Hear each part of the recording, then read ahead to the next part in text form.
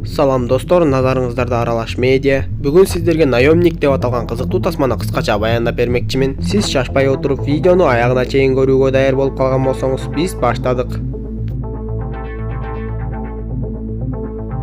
Тасманын башында Джеймс Харпер аттуу америкалык атайын күчтөрдүн аскер кызматкерин көрөбүз. Ал Афганистанда кызмат өтөп жүргөндө тизесинен жаракат алып, азыркы күнгө чейин дарылап келет. Жумуштан кийин ал аялы жана баласы менен үйдөн убакыт өткөрүп, бош кездерде баласын сууга сүзүүгө үйрөтөт. Күндөрдүн биринде эле аскер күчтөрүнө жаңы жетекчи дайындалып, ал жетекчи баардык аскерлерди кылдат текшерүүдөн өткөрүп, Джеймстин ооруган тизесин жана анын канында кандайдыр бир заттар бар экенин айтышып, ар кандай шылтоолор менен аны аскердик иштен чыгарышып, ошону менен бирге эле пенсиясынан да ажыратып коюшту. Джеймске бул күтүлбөгөн жерден катуу сокку болуп, ичинен канчалык ачуусу келип турса да, жетекчиликке каршы сөз айта албай ал жерден чыгып кетти. Ошентип Джеймс эми жумушсуз калып, ал эле эмес анын дагы бир аскер досу дагы бул иштен четтетилгенин билебиз. Джеймс болгон жагдайды жана пенсиядан да ажырап калганын аялына ачык эле айтып, сыртынан билдирбегени менен ушунча жыл кызматтан кийин пенсиясыз калганына ичинен өрт болуп күйүп жатты. Ошентип ал башка жумуш издемекчи болуп, бирок башка ылайыктуу жумуш таба албай жатты. Күндөрдүн биринде аялы Джеймстин үйдүн башында бир нерсе кылып жатканын көрүп, Джеймсти ылдыйга чакырып, анын аскер ишинен четтетилип калган досу өзүнө өзү кол салып өлүп алганын айтты. Эми аялы Джеймстин да өзүнө өзү кол салуусунан корко баштады. Ошентип Джеймс досун акыркы сапарга узатууга келгенде, ал жерге анын Майк аттуу дагы бир досу келди. Көрсө Майк дагы бир топ жылдар мурун бул иштен четтетилип кеткен экен. Алар мурунтан жакын достор болгондуктан Майк Джеймсти үйүнө чакырды. Ал жактан Джеймс Майктын майып баласы менен топ ойноп, андан соң Майктын азыркы учурда иштеп жаткан ишине кызыкты. Майк өзүнүн мамлекет тарабынан уюштурулган жашыруун уюмда иштеп жатканын айтып, акчасын да жакшы төлөп беришет деп айтса,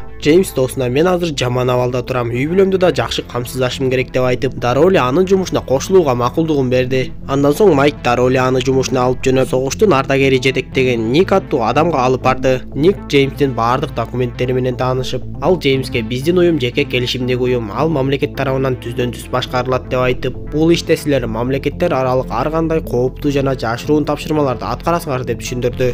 Анан да акчасы жакшы төлөнөт деп айтса, Джеймс алардын баардык койгон шарттарына макул болуп үйүнө кайтып келди. Ал аялына келип жумуш тапканын айтып, бирок жумушуна байланыштуу дароо эле Германияга кеткени жатканын айтты. Үй бүлөсү менен коштошкондон кийин мотоциклин айдап дароо эле аэропортту көздөй жөнөп кетти. Учакка отуруп көп өтпөй эле Берлин шаарына да келип калды. Ага атайын даярдалган мейманканага киргенден көп өтпөй эле ал жерге Катя аттуу кыз келип, бир окумуштуу жөнүндө маалымат берип, ошол окумуштуу жөнүндө көбүрөөк болушунча изилдей бер деп кетип калды. Эртеси Джеймс дароо эле ошол окумуштууну таап изилдөөсүн баштады. Маалымат боюнча ал адам күчтүү окумуштуулардын бири болгондуктан азыркы күндө өзүнүн лабораториясында миллиондогон адамдардын өмүрүн алуучу вирусту ойлоп таап жатып, Джеймс ал адам жөнүндө изилдеп бүткөндөн кийин телефонуна билдирүү келип, белгиленген тарикке барып досу Майк, Катя жана дагы бир адам менен жолукту. Майк командасына биздин эң негизги максатыбыз ал адамдын лабораториясына кирип барып, ал окумуштууну өлтүрүп, баардык илимий иштерин алып, эч кимге билинбей чыгып кетебиз деп айтты. Джеймстин изилдөөсү боюнча планды мыктап түзүшү, мыкты куралданган команда лабораторияга жетип барып, үчөө ичкерге кирип жөнөдү. Түн ортосунда лабораторияны кайтарган кароолчуга эч эле билгизбей жакындап барып, аны туткундап алышты. Андан соң кароолчунун колундагы чиптер аркылуу лабораториянын эшиктерин оңой эле ачып кире башташты. Ал жактан жанагы окумуштууну иш ордунан кармашып, аны коркутуп, ар кандай суроолорду берип, сыр сөздөрдү айттырып, сакталган илимий иштердин жана маалыматтардын баарын көчүрүп алгандан кийин, Майк бизде убакыт аз калды деп айтып, Джеймске ишиңди бүтүрө бер деп өздөрү имаратты өрттөөгө камынышты. Джеймс болсо өз ишин баштап эле дарысын даярдай баштады. Жанагы окумуштуу болсо, силер эмне кылып жатканыңарды өзүңөр билбейсиңер. Менин ишим миллиондогон адамдардын өмүрүн сактап калышы мүмкүн деп жалынып, ишенбесең банкта мен жөнүндө маалыматтар сакталган деп айтса, Джеймс ал адамдын сөздөрүнө ишенгиси келсе да өз ишин бүтүрүүгө аргасыз болду. Бул кезде Майк да өз жумушун бүтүрүп, имаратка өрт коюп эле чыгып кетишти. Аларды жакын эле жерден Катя унаа менен тосуп алмак. Бирок кайдан жайдан полициялар пайда болуп, ар тараптан курчап калышты. Анда атайын даярдалган топ качып кетүүгө үлгүрбөй, полициялар менен атышууга аргасыз болушту. Полициялардын бир тобун өлтүрүшкөнү менен Майктын командасынан 3-чү адам өлүп, Майктын бутуна да ок тийди. Унаа менен жетип келген Катя дагы полициялардын огунан көз жумду. Джеймс бутунан жарадар болгон Майкты көтөрүп, токой аралап качып жөнөдү. Бир жерден сууга түшүшүп, суунун ортосундагы түтүк аркылуу жер астындагы туннелге туш келишип, полициялардан жашырынып калганга мүмкүн болду окшойт. Майк Джеймске мени таштап кете бер, эң негизгиси кийинкиси биз маалыматтар сакталган ноутбукту өлкөдөн чыгарып кетишибиз керек десе, анда Джеймс Майкка мен сени Афганистанда 2 жолу сактап калгам, бул жолу да таштап кетпейм деп айтып, алсырап бараткан Майкка өз канынан берип, жаратын дарылап койду. Бир канча сааттан кийин Майктын абалы кыйла жакшырып, бирок эми Джеймстин тизеси илгерки жаратын эстетип, кайрадан оорута баштады. Анда Джеймс Майкка: "Сен айткандай биздин тапшырма өтө маанилүү. Ошол үчүн сени эртелеп ноутбукту алып өлкөдөн чыгып кет" деп айтты. Анда Майк Джеймске анын документтерин мейманканага дайындап коерун айтып, "Мен сага билдирүү жөнөтөм, ошондо сени өлкөдөн чыгарып кетишет" деп ал жерден жүрүп кетти. Бир нече сааттан кийин Джеймс дагы ал жактан чыгып, айланасында адамдардын үндөрү чыгып жаткандыктан бетине ылай шубап, тапанчасын алып кылдатык менен айлананы карай баштады. Кыязы ал жерде мергенчилер жүргөн айтор Джеймс бир унаага жетип барып, жегенге бир нерселерди жана кийимдерди алып алды. Андан кийин кийинип алып мейманканадагы бөлмөсүнө барса, Майк ага керектүү баардык нерселерди таштап кетиптир. Джеймс биринчи эле кезекте бутун дарылап, атайын даярдалган документтерин алып Майктын билдирүүсүн эле күтүп жатты. Арадан бир канча саат убакыт өтүп, бирок Майктан дагы эле дайын жок. Эми Джеймстин чыдамы кете баштап, мейманканадан чыгып бир жерден телефон сатып алып, түз эле жетекчиси Никке телефон чалды. Жетекчисинен Майк АКШга кайтып бардыбы деп сураса, жетекчиси Майктын кайтып келбегенин, ал Германиядан чыга албай эле көз жумганын айтты.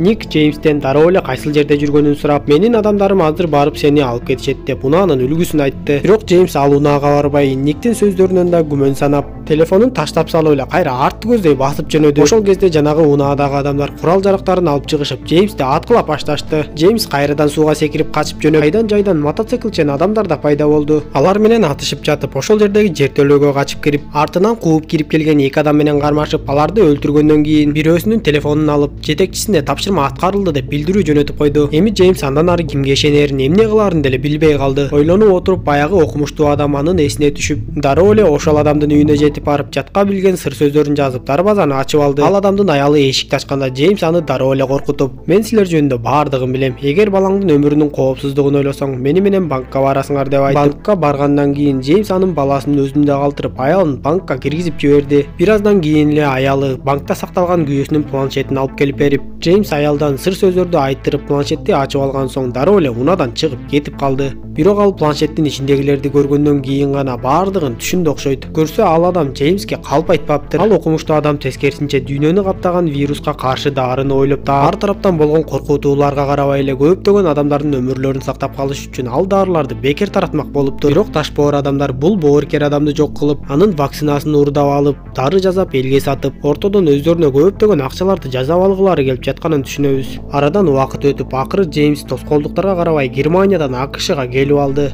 Биринчи эле кезекте Майктын үй бүлөсүнө Майк жөнүндө кабар берейин деп барып, бирок Майк типтирүү эле үй бүлөсү менен жашап жатканын көрдү. Дароо эле итчилик досуман кеткен экен деп, досун саткын эсептеп, эртең менен досу жумушка жөнөгөндө анын артынан аңдып жөнөдү. Бир кезде Майк унаа токтотуучу жайдын эң жогорку кабатына айдап чыгып кетти. Джеймс дагы анын артынан калбай эле жогоруга чыгып барса, аны эбак эле байкап койгон Майк Джеймсти капталдан түртүп кулатты. Дароо эле "Сен кимсиң, мени эмне үчүн аңдып жүрөсүң" деп сурап жатып, ал адам бет кабын чечкен кезде анын Джеймс экенин көрүп таң калып калды. Джеймс дароо эле Майктын куралын тартып алып, ага сурактарын кое баштады. Көрсө жетекчиник Майкка да Джеймсти өлдү деп ишендирип койгон экен. Джеймс Майкка: "Сен эмне үчүн баардык чындыкты биле тура мага эч нерсе айткан жоксуң? Көрсө биз жөн эле бир бейгүнөө адамды өлтүрүптүрбүз. Эми биз миллиондогон адамдардын да убалына калышыбыз мүмкүн" десе, Майк ага: "Мен мунун баарын акча үчүн жасадым. Мен да үй бүлөмдү багышым керек" деп айтып, эгер Ник сенин бул жака өз үй бүлөңө кайтып келгениңди билсе, ал сени эле эмес, сенин үй бүлөңдү да жөн койбойт деп айтты. Анда Джеймс бир аз ойлонуп отуруп: "Мен өз үй бүлөмө кайтып баруу үчүн бир гана жолду көрүп турам. Мен Никти өлтүрүшүм керек. Сен болсо мага жардам бересиң" деп айтып, экөө дароо эле ошол жака жөнөп кетишти.